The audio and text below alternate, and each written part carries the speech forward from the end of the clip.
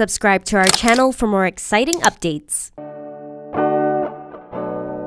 Here's how to add a watermark to your video. The first way is to add a text as a watermark. Download the latest version of InShot via the link in our description. Import your video in InShot. Tap Text.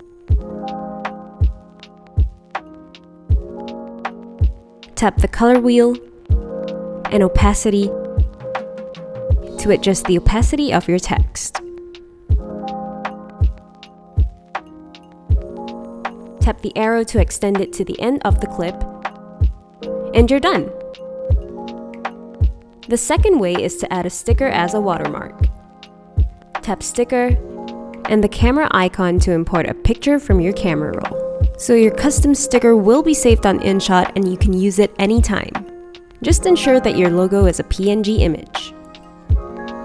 Resize it and tap Edit to adjust the opacity of your sticker.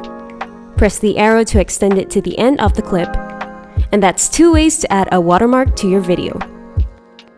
Don't forget to like and subscribe to InShot on our socials.